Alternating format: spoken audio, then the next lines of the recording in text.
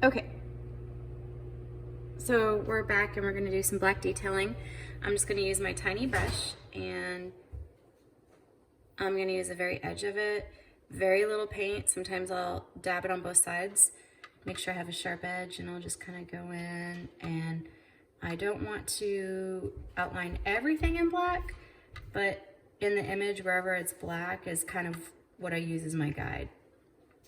Sometimes, I'm gonna make sure my head's not in the middle of the picture. Sometimes if we outline everything in black, it just looks too cartoony. So this doesn't have any black, but let's see, a little bit of black here, here, here. So that's where I'll focus my black, just like it has in the image.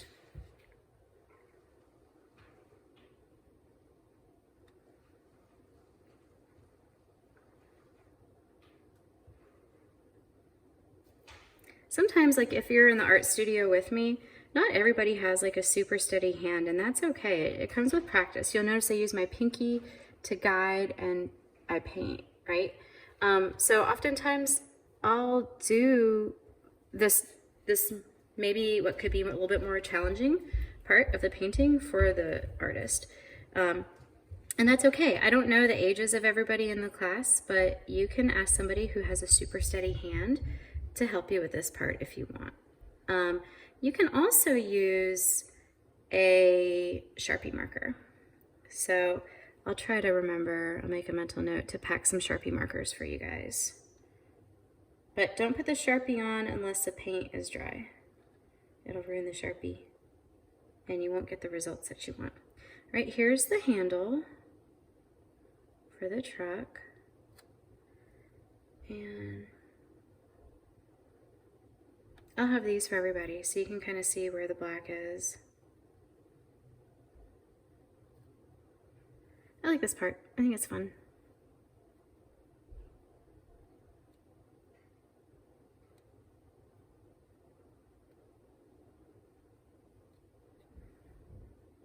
Then we have that tailpipe. Is that what it's called? I don't know what it's called. Okay.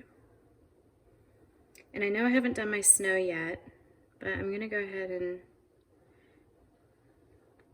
do a little bit of a black outline. I might have to go back and redo my black outline, just depending on how much of the snow is like overlapping and such. But okay, cool. I think I got everywhere I wanted to get. Yeah, I did. Oh, okay. Then we're gonna take the other end of the paintbrush. We're gonna dip it in black, and we're gonna put it in the middle of the wheels. There we go.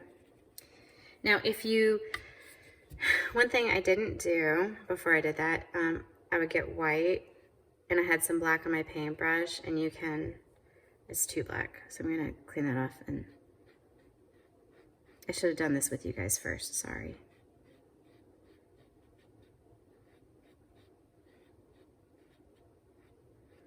So the only difference is it's got a little gray, this one's pure white.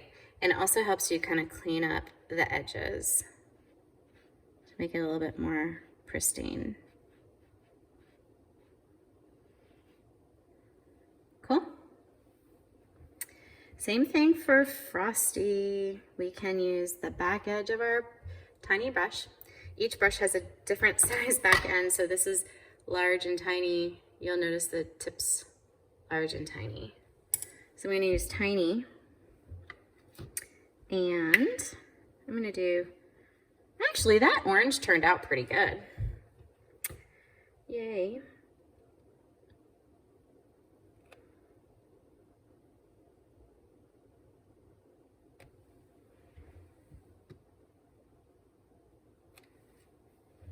Ta-da! And if we want to, since we're playing with black again, you'll notice that Frosty's scarf has some tassels, and those tassels could be kind of accented with black. Do you like that? If you don't have to do it, it's fine.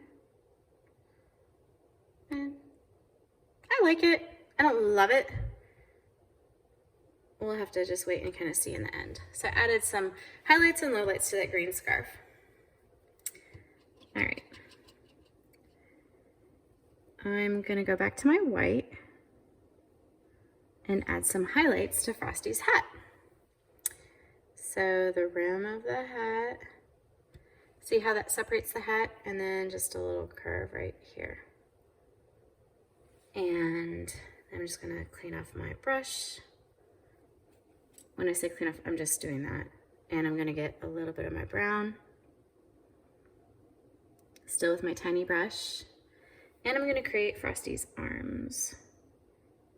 I can't really see where Frosty's arms were, but I'm looking right here and I can see where to put the twigs. There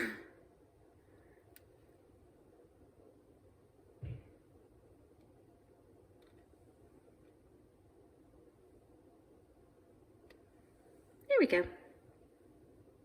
It's a happy little snowman.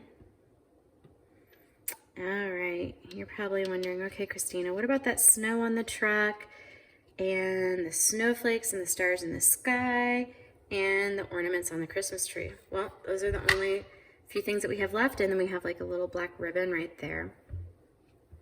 So let's see, why don't we do the snow on the truck? We'll just take a tiny brush.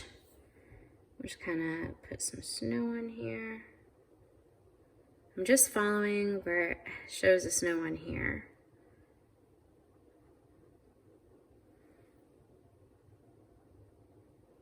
Do you have to do the snow? Not at all.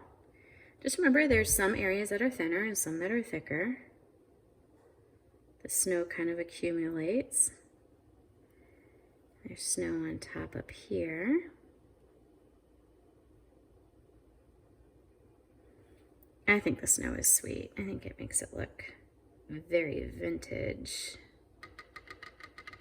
Just adds that red truck vintage appeal. I like that we outline this area in black first, because then the snow can kind of overlap it and it just looks just kind of like more natural. Okay, one more area of snow.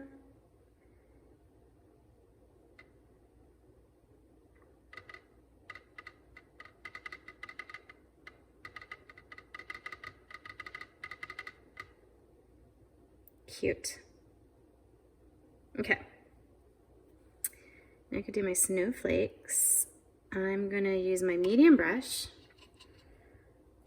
because it has a longer straight edge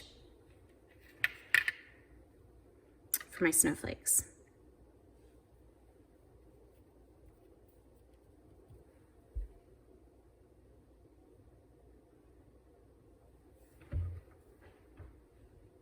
I guess I could use my large too.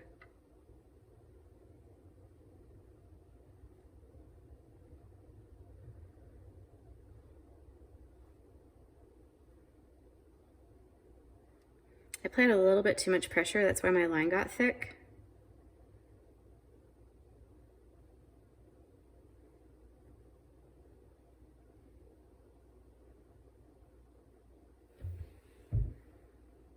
You can glide it across or kind of tap it across.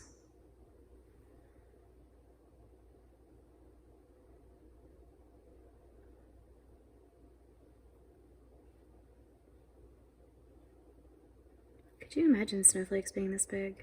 How pretty.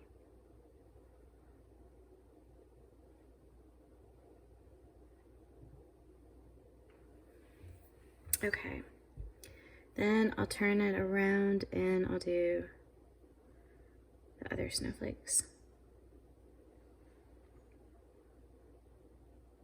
It's your painting, you're the artist. You don't have to do the snowflakes like they have them here.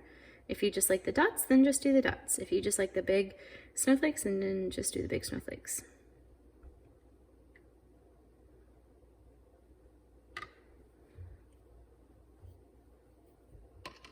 All right, and for the detail, I've got my small brush now. I'm just gonna dip it into my white, and we're gonna create the little V's.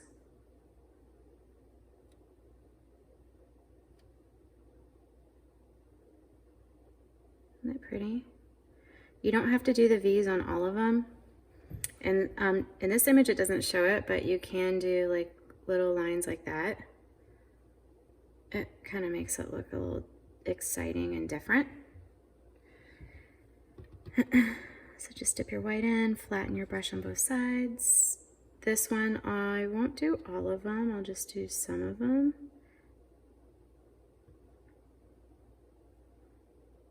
Just to change it up. So this one I didn't put the V's on every other, but I put the lines on the ones that didn't have the V's just to change it up.